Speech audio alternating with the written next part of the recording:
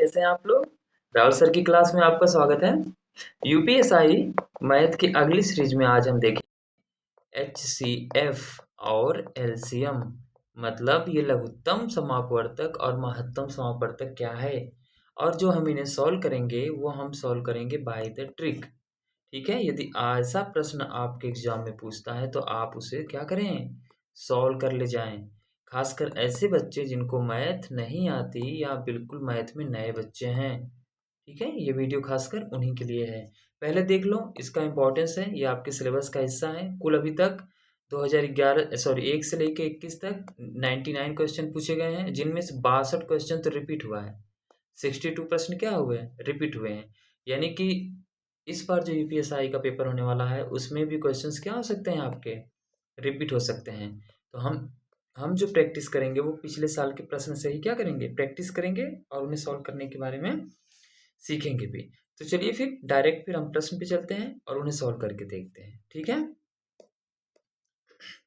अब देखिए आपके सामने यहाँ पर प्रश्न है, यहाँ पर दिया हुआ है, ये 2017 में पूछा हुआ था यूपीएसआई में। 133 और 112 का महत्तम समापवर्तक क्या होगा। हमेशा याद रखना, महत्तम समापवर्तक जब कभी भी किसी संख्या के बारे में पूछे तो वह ऐसी संख्या होगी, ठीक है, जिससे ये दोनों कट जाएं। तो आप 8, 10, 12 और 7 4 विकल्प दिए हुए हैं। जब आप काट कर देखेंगे तो इस 7 से ही कटेंगे। किससे कटेंगे, 7 से।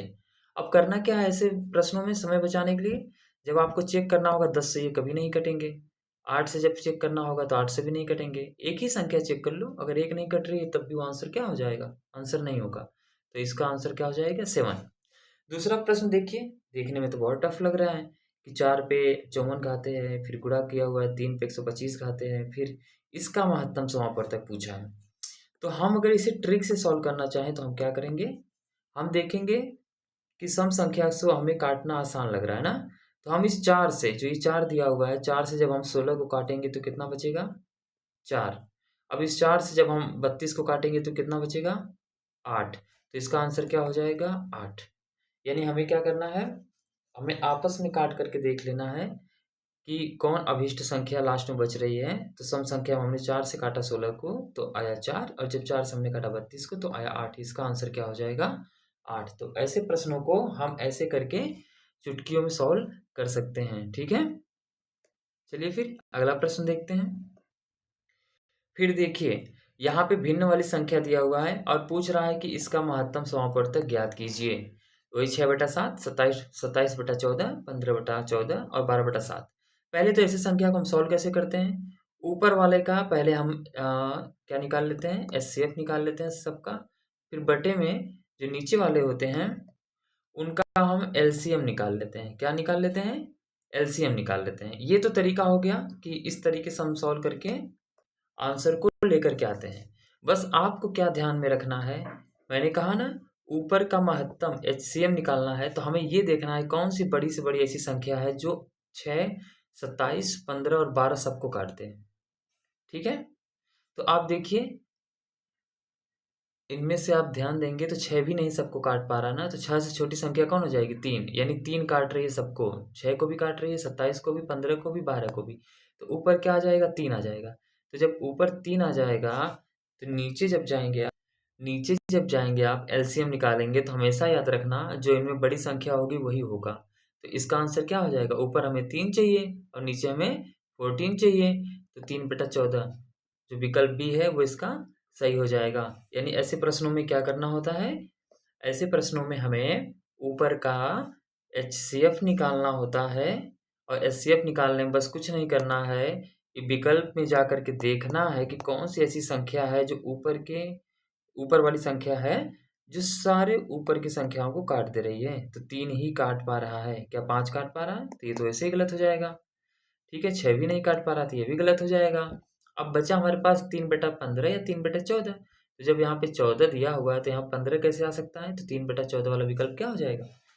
तो ध्यान देना है, यह क्वेश्चन आसान है, बहुत कठिन नहीं है। बस हाँ, थोड़ा सा इन्हें सॉल्व करने का हमें तरीका आना चाहिए। क्या आना चाहिए, सॉल्व करने का जो हमें पैटर्न है, जो ट्रिक है, वो आनी चाहिए।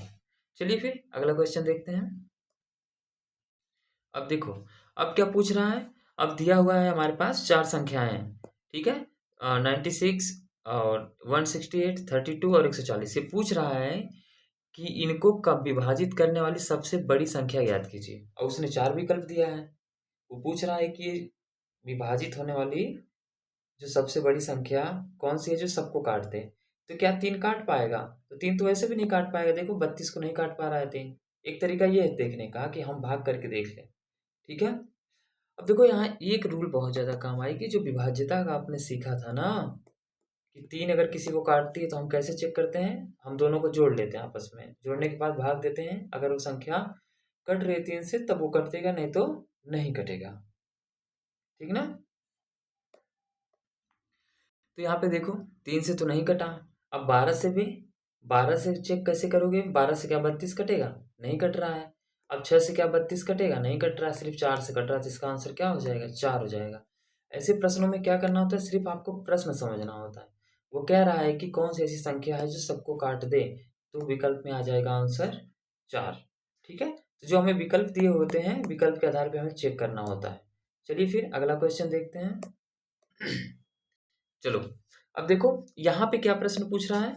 यहाँ पे पूछ रहा है कि समान शेषफल आधारित प्रश्न में क्या है कि वो सबसे बड़ी संख्या कौन सी होगी जो 435, 865 और 1295 को विभाजित करे और प्रत्येक मामले में समान शेष को छोड़ देती है, यानी कि इनको काट भी दे और शेषफल जो बचे वो सब में समान बचे, मतलब एक समान बचे, ठीक है? तो अब देखो, देखने में तो टफ लग रहा है लेकिन है बहुत ईजी, ठीक ना? हमें क्या वो कह रहा है कि इन सबको काटे और एक समान शेषफल बचे, यानी कि अगर सब में 5 बच रहा है तो 5 ही बचे। तो देखो कौन सी संख्या है, अब सबसे भाग देंगे आप तब पता चलेगा ना। तो हमें सबसे भाग नहीं देना है, ठीक है? हमें क्या करना है, एक-एक संख्या से भाग देकर देना है। जैसे 430 है, इसमें 3 से भाग देकर देखो। 3 से भाग देगो दोगे और लास्ट वाले में देकर देखो, ठीक है? या फिर जो यहाँ पे लास्ट के जो 2 अंक हैं, इनसे भाग करके देखो। तो जब आप लास्ट के 2 अंक हैं, उनसे भाग करके देखते हैं, नहीं, सॉरी, लास्ट के 2 अंक के भाग करके नहीं देखना है। हमें क्या देखना है, इन संख्याओं में ये चेक करना है कि कौन सी संख्या 0 है, 0 को हटा दो, ठीक है? 0 के बाद कौन सी संख्या है, यहाँ से एक संख्या को पकड़ लो और इसमें भाग दो। अब 3 से आप जब भाग देंगे इन सब में, तो क्या होगा? देखो 3 से लास्ट के 2-2 अंक में भाग देना। 3 से जब भाग दोगे यहाँ पे, तो 3 और मतलब 5 बच जाएगा कि नहीं बच जाएगा? बस 10-10 बार भाग देकर देखो। 3 दहा में 30 हुआ, 5 बच गया। यहाँ पे 60 भी कट जाएगा, फिर भी 5 बच जाएगा। फिर यहाँ पे 1295 है, 90, 3 तरीके 9 कट जाएगा और फिर कितना बच जाएगा? फिर 5 बच जाएगा। लेकिन वहीं अब देखो 215 में 5 से अगर आप काटेंगे तो 5 सत्ते 35, यानी कि 0 शेषफल बचेगा। क्या बच रहा है? 0 शेषफल बच रहा है। तो क्या ये सही होगा? नहीं होगा। 0 से भाग, जब यहाँ पे 4 से आप भाग दोगे, तो 4 से दोगे तब भी शेषफल अलग बचेगा। 2 से भाग दोगे तब भी शेषफल क्या होगा? 5-5 नहीं बचेंगे। 3 से जब आप 435 में या 35 में भाग देंगे तो सब में एक समान बचेगा। समझ रहे हैं? तो इसमें कौन सा आंसर हो जाएगा? इसमें आपका आंसर हो जाएगा विकल्प ए। कौन सा? विकल्प ए, ठीक है? चलिए अगला प्रश्न देखते हैं। अगला प्रश्न क्या दिया हुआ है? दिया है कि वो सबसे बड़ी संख्या जिससे 729 और 901 को भाग देने पर 9 और 5 शेषफल बचता है। यानी इनमें से ऐसी कौन सी संख्या है जिसको अगर हम भाग दें तो शेषफल कितना बचे? पहले 9 बचे, 729 में 9 बचे, फिर इसके बाद 5 बचे। तो अब ऐसे कैसे ट्राई कर सकते हैं आप? तो इसमें आपको कम से कम एक चीज़ तो आनी चाहिए ना। क्या आना चाहिए? आपको ये पहाड़ा याद हो तो आप बहुत तेज़ी से कर ले जाएँगे। क्या कर ले जाएँगे? बहुत स्पीड से सॉल्व कर ले जाएँगे। अगर पहाड़ा नहीं याद है तो हमेशा क्या करो? नीचे से स्टार्ट करो। किससे? नीचे से। तो भाग ही देकर देख लो। अब जब 16 से आप भाग देंगे तो इसका आंसर 9 और 5 आएगा। कैसे आएगा? अब भाग कैसे देना है जल्दी से? 729 में अगर 16 से भाग देना है, नहीं आ रहा है तो 16 5 आ रहा है ना, तो 16 5 80 लिख दो। कितना लिख दो? 80 लिख दो। अब 80 में से 72 घटा दो। कितना बच गया? 8 और 9 बच गया। अब फिर 16 5 80 लिख दो।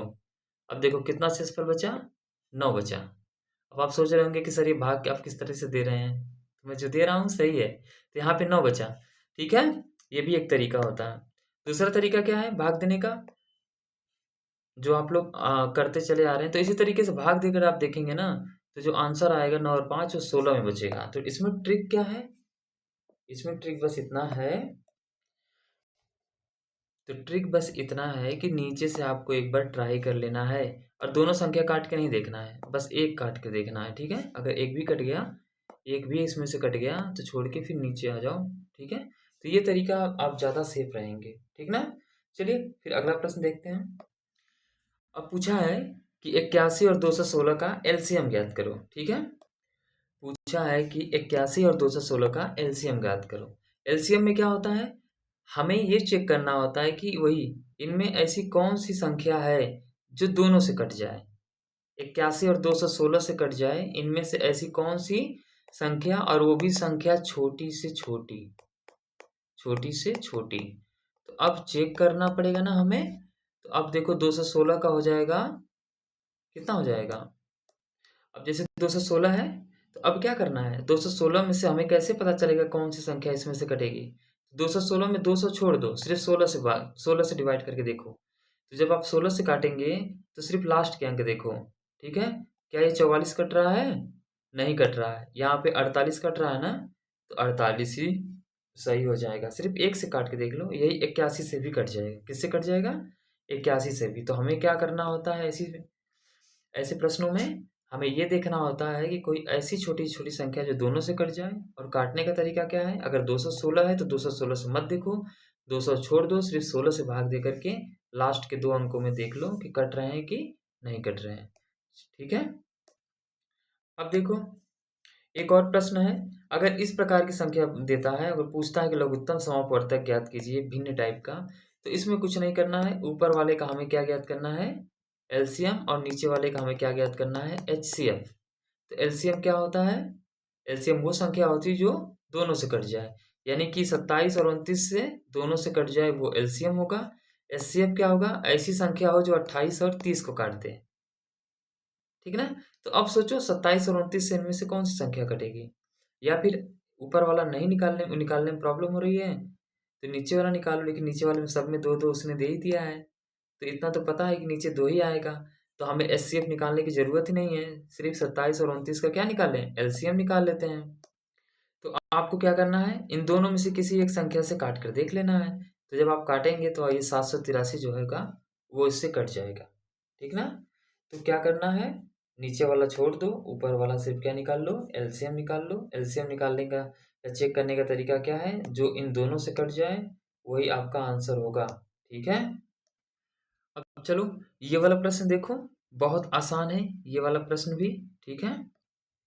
जैसे इसमें क्या दिया हुआ है? इसमें दिया हुआ है कि 4 अंकों की सबसे छोटी संख्या ज्ञात कीजिए। 4 अंक सब में हैं, जो 8, 10, 12, 15 और 20 से विभाजित करने पर 7 शेषफल रहता है। वो कह रहा है कि अगर इसको हम काट रहे हैं तो शेषफल हमारे पास कितना बचे?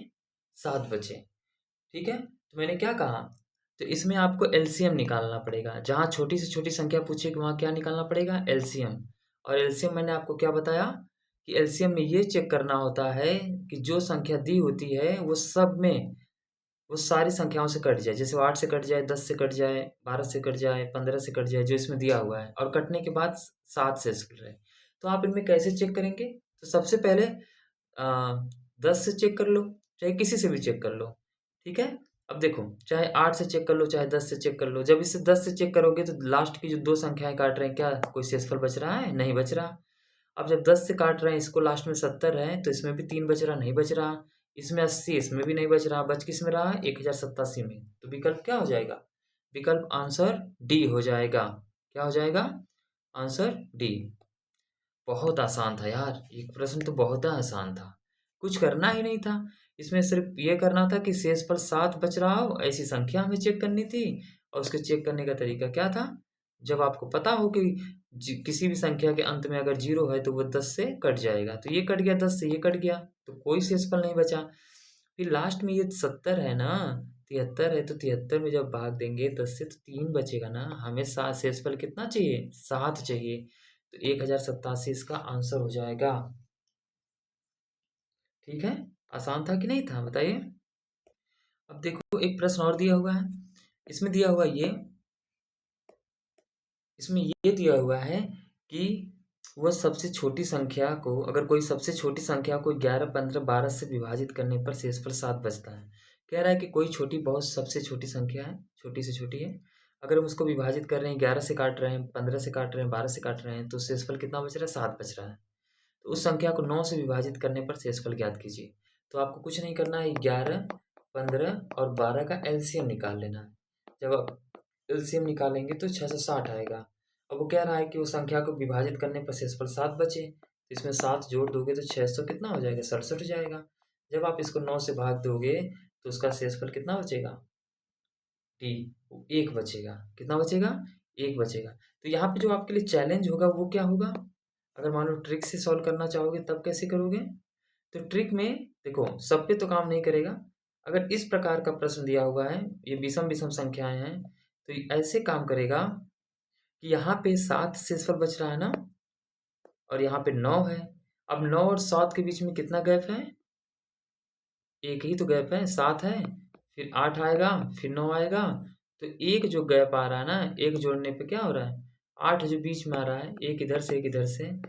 तो ये आपको करना क्या है कि एक संख्या इनके बीच में 1 का गैप है, तो 1 को आंसर मान लेना है, अगर ट्रिक से लगाना है तब, ठीक है? लेकिन बेहतर होगा कि आप एलसीएम निकाल कर के ही लगाएँ, तो वो ज़्यादातर कारगर होगा।